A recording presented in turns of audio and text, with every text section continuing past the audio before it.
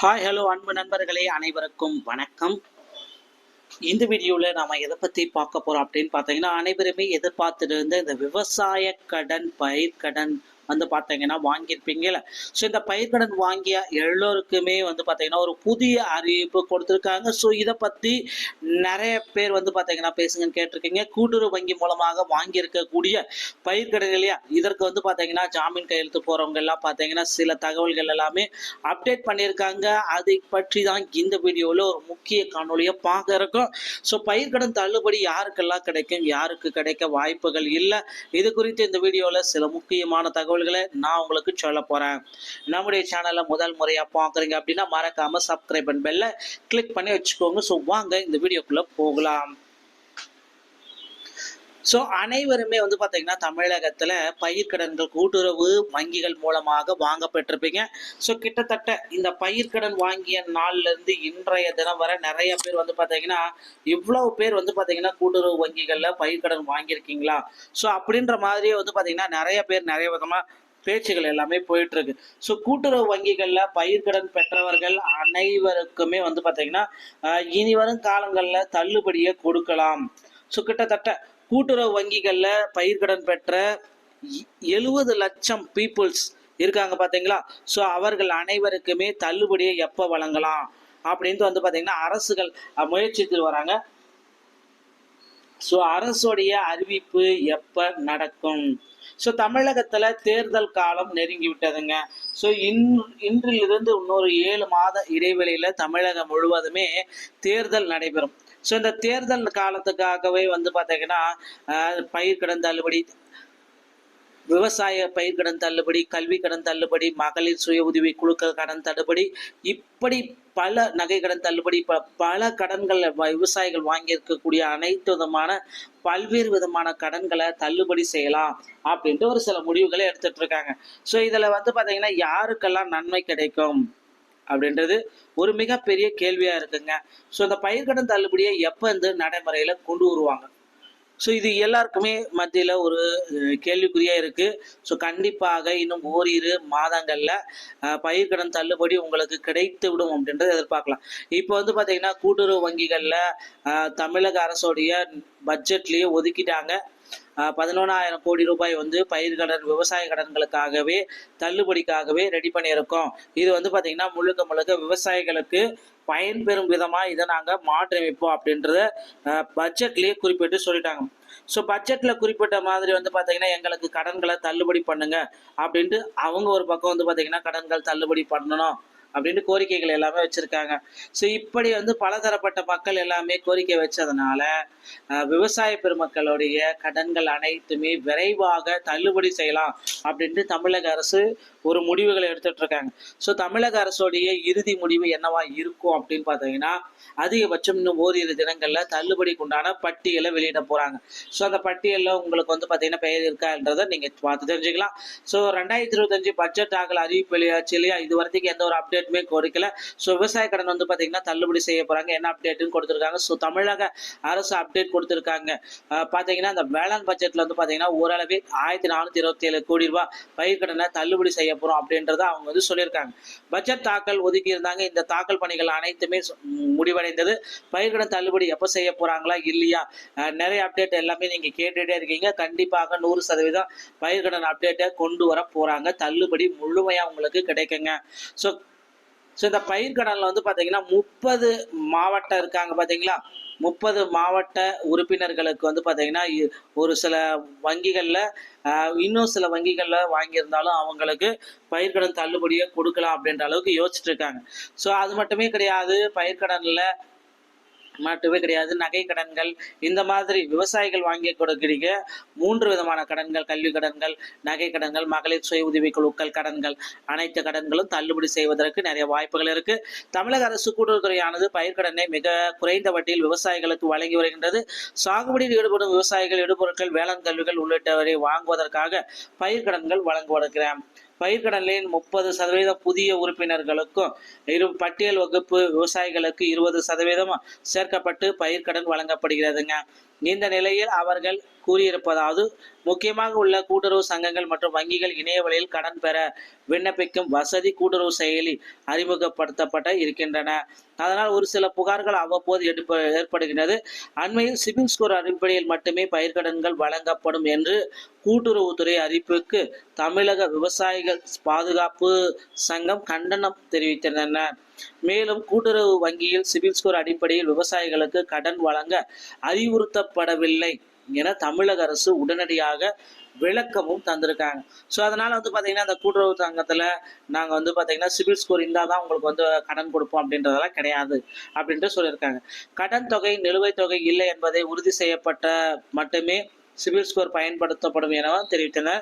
பயிர்க்கடனை பெறுவதற்கான கூட்டுறவு வங்கிகளில் ஒரிஜினல் சிட்டா, அடங்கல், கணினி சிட்டா, ஆதார் நகல், ரேஷன் அட்டை, வாக்காளர் அடையாள அட்டை, பான் கார்டு, வங்கி சேமிப்பு புத்தகம், முதல் பக்கம், வங்கி கடன் அட்டை, பாஸ்போர்ட் அளவு போட்டோ போன்றவற்றை ஆவணங்களாக கொடுக்க வேண்டும். அது மட்டுமே கிடையாது, இந்த ஜாமீன் இதுதாங்க ரொம்ப ரொம்ப முக்கியம். ஜாமீன் போட்டவரின் போட்டோவும் அதனுடன் இணைக்கப்பட்டோம். தேவைப்பட்டால் அவர்கள் நேரில் வர வேண்டும் என்றும் தற்பொழுது கூறியிருக்காங்க. தொடக்க வேளாண்மை கூட்டுறவு வங்கிகளில் பயிர்க்கடன் வாங்க செல்லும் விவசாயிகளும் இவ்வாறு ஜாமீன் தர உத்தரவாதம் கேட்டு நெருக்கடி தரப்படுகிறது என புகார்கள் எழுந்திருக்கிறதுனால இந்த புகாரை அதிகாரிகள் மறுத்து தெரிவித்து இருக்கின்றனர். இந்த புகாரை அதிகாரிகள் மறுத்து இருப்பதனால பெறப்பட்ட கடன் வழங்குவதாகவும் தகவல் வளர்ந்துருக்குங்க. ஸோ கண்டிப்பாக பார்த்தீங்கன்னா இன்னும் ஓரிரு தினங்களில் பயிர்க்கடன் தள்ளுபடியோடைய பட்டியலை நமக்கு வெளியிட்டுருவாங்க. ஸோ நிச்சயமாக 5 லட்சத்துக்குள்ள நீங்கள் கடன்கள் பெற்றிருந்தால் முழுவதுமாக தள்ளுபடி செய்யப்படும் அப்படின்ற ஒரு அரசு அறிவிப்பை நீங்கள் எதிர்பார்க்கலாங்க. ஸோ நண்பர்களே, இந்த தகவல்கள் அனைத்துமே உங்களுக்கு ரொம்ப ரொம்ப போதுமானதாக இருக்கும் அப்படின்னு நான் நம்புறேன். பயிர்க்கடன் தள்ளுபடியோடைய விரைவான அப்டேட்டு அடுத்த வீடியோக்குள்ள உங்களுக்கு சொல்கிறேன். மீண்டும் ஒரு நல்ல தகவலோட நான் உங்களை சந்திக்கிறேன். நன்றி, வணக்கம்.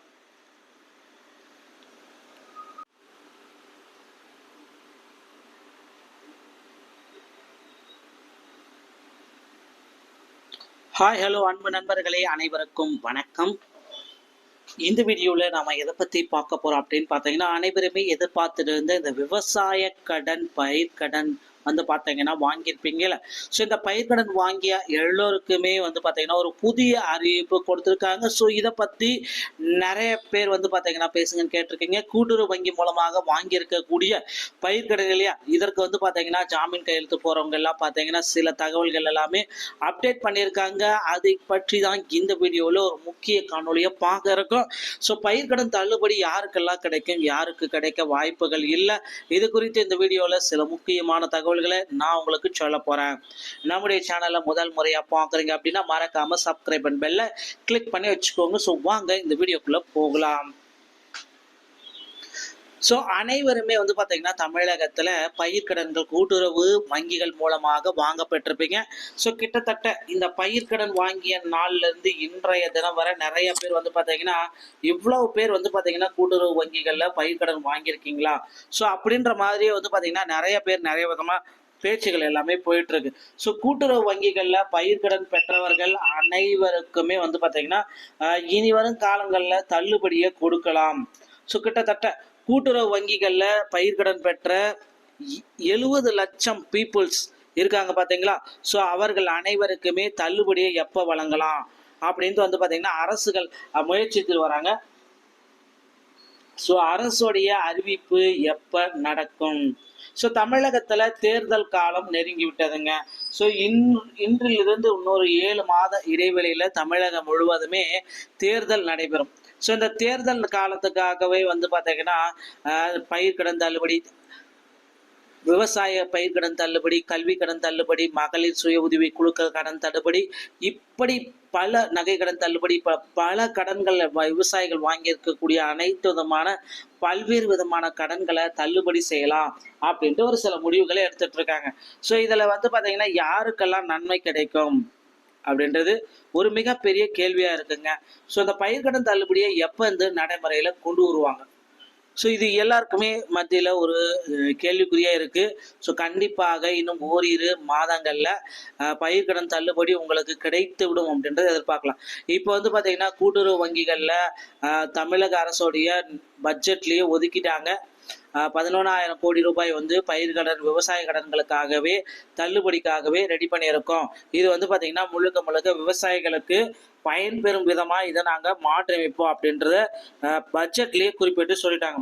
ஸோ பட்ஜெட்டில் குறிப்பிட்ட மாதிரி வந்து பார்த்தீங்கன்னா எங்களுக்கு கடன்களை தள்ளுபடி பண்ணுங்க அப்படின்ட்டு அவங்க ஒரு பக்கம் வந்து பார்த்தீங்கன்னா கடன்கள் தள்ளுபடி பண்ணணும் அப்படின்னு கோரிக்கைகள் எல்லாமே வச்சிருக்காங்க.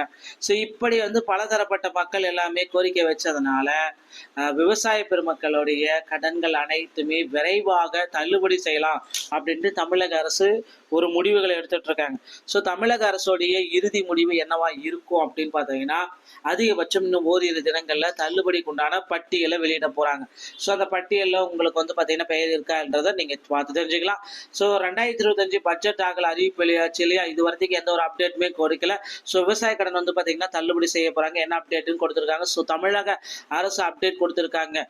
பார்த்தீங்கன்னா இந்த வேளாண் பட்ஜெட்டில் வந்து பார்த்தீங்கன்னா ஓரளவு 1427 கோடி ரூபாய் பயிர்க்கடனை தள்ளுபடி செய்ய போகிறோம் அப்படின்றத அவங்க வந்து சொல்லியிருக்காங்க.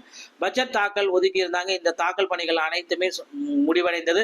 பயிர்க்கடன் தள்ளுபடி எப்போ செய்ய போகிறாங்களா இல்லையா, நிறைய அப்டேட் எல்லாமே நீங்கள் கேட்டுகிட்டே இருக்கீங்க. கண்டிப்பாக 100% பயிர்க்கடன் அப்டேட்டை கொண்டு வர போகிறாங்க. தள்ளுபடி முழுமையாக உங்களுக்கு கிடைக்குங்க. ஸோ இந்த பயிர்க்கடனில் வந்து பார்த்தீங்கன்னா 30 மாவட்டம் இருக்காங்க பார்த்தீங்களா, 30 மாவட்ட உறுப்பினர்களுக்கு வந்து பார்த்தீங்கன்னா ஒரு சில வங்கிகளில் இன்னும் சில வங்கிகளில் வாங்கியிருந்தாலும் அவங்களுக்கு பயிர்க்கடன் தள்ளுபடியை கொடுக்கலாம் அப்படின்ற அளவுக்கு யோசிச்சுட்டு இருக்காங்க. ஸோ அது மட்டுமே கிடையாது, பயிர்க்கடனில் மட்டுமே கிடையாது, நகை கடன்கள், இந்த மாதிரி விவசாயிகள் வாங்கி கொடுக்கிற 3 விதமான கடன்கள், கல்வி கடன்கள், நகை கடன்கள், மகளிர் சுய உதவி குழுக்கள் கடன்கள், அனைத்து கடன்களும் தள்ளுபடி செய்வதற்கு நிறைய வாய்ப்புகள் இருக்கு. தமிழக அரசு கூட்டுறவுத்துறையானது பயிர்க்கடனை மிக குறைந்த வட்டியில் விவசாயிகளுக்கு வழங்கி வருகின்றது. சாகுபடியில் ஈடுபடும் விவசாயிகள் இடுபொருட்கள், வேளாண் கல்விகள் உள்ளிட்டவரை வாங்குவதற்காக பயிர்க்கடன்கள் வழங்குவதற்கிறேன். பயிர்க்கடனின் 30% புதிய உறுப்பினர்களுக்கும் பட்டியல் வகுப்பு விவசாயிகளுக்கு 20% சேர்க்கப்பட்டு பயிர்க்கடன் வழங்கப்படுகிறதுங்க. இந்த நிலையில் அவர்கள் கூறியிருப்பதாவது, முக்கியமாக உள்ள கூட்டுறவு சங்கங்கள் மற்றும் வங்கிகள் இணைய வழியில் கடன் பெற விண்ணப்பிக்கும் வசதி கூட்டுறவு செயலி அறிமுகப்படுத்தப்பட்ட இருக்கின்றன. அதனால் ஒரு சில புகார்கள் அவ்வப்போது ஏற்படுகின்றது. அண்மையில் சிபில் ஸ்கோர் அடிப்படையில் மட்டுமே பயிர்க்கடன்கள் வழங்கப்படும் என்று கூட்டுறவுத்துறை அறிவிப்புக்கு தமிழக விவசாயிகள் பாதுகாப்பு சங்கம் கண்டனம் தெரிவித்தனர்.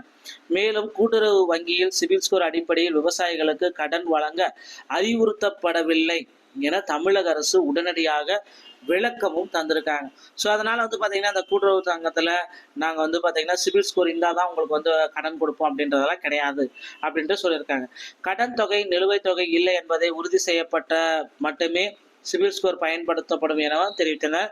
பயிர்க்கடனை பெறுவதற்கான கூட்டுறவு வங்கிகளில் ஒரிஜினல் சிட்டா, அடங்கல், கணினி சிட்டா, ஆதார் நகல், ரேஷன் அட்டை, வாக்காளர் அடையாள அட்டை, பான் கார்டு, வங்கி சேமிப்பு புத்தகம், முதல் பக்கம், வங்கி கடன் அட்டை, பாஸ்போர்ட் அளவு போட்டோ போன்றவற்றை ஆவணங்களாக கொடுக்க வேண்டும். அது மட்டுமே கிடையாது, இந்த ஜாமீன் இதுதாங்க ரொம்ப ரொம்ப முக்கியம். ஜாமீன் போட்டவரின் போட்டோவும் அதனுடன் இணைக்கப்பட்டோம். தேவைப்பட்டால் அவர்கள் நேரில் வர வேண்டும் என்றும் தற்பொழுது கூறியிருக்காங்க. தொடக்க வேளாண்மை கூட்டுறவு வங்கிகளில் பயிர்க்கடன் வாங்க செல்லும் விவசாயிகளும் இவ்வாறு ஜாமீன்தாரர் உத்தரவாதம் கேட்டு நெருக்கடி தரப்படுகிறது என புகார்கள் எழுந்திருக்கிறதுனால இந்த புகாரை அதிகாரிகள் மறுத்து தெரிவித்து இருக்கின்றனர். இந்த புகாரை அதிகாரிகள் மறுத்து இருப்பதனால பெறப்பட்ட கடன் வழங்குவதாகவும் தகவல் வளர்ந்துருக்குங்க. ஸோ கண்டிப்பாக வந்து பார்த்தீங்கன்னா இன்னும் ஓரிரு தினங்களில் பயிர்க்கடன் தள்ளுபடியோடைய பட்டியலை நமக்கு வெளியிட்டுருவாங்க. ஸோ நிச்சயமாக 5 லட்சத்துக்குள்ள நீங்கள் கடன்கள் பெற்றிருந்தால் முழுவதுமாக தள்ளுபடி செய்யப்படும் அப்படின்ற ஒரு அரசு அறிவிப்பை நீங்கள் எதிர்பார்க்கலாங்க. ஸோ நண்பர்களே, இந்த தகவல்கள் அனைத்துமே உங்களுக்கு ரொம்ப ரொம்ப போதுமானதாக இருக்கும் அப்படின்னு நான் நம்புகிறேன். பயிர்க்கடன் தள்ளுபடியோடைய விரைவான அப்டேட்டு அடுத்த வீடியோக்குள்ளே உங்களுக்கு சொல்கிறேன். மீண்டும் ஒரு நல்ல தகவலோட நான் உங்களை சந்திக்கிறேன். நன்றி, வணக்கம்.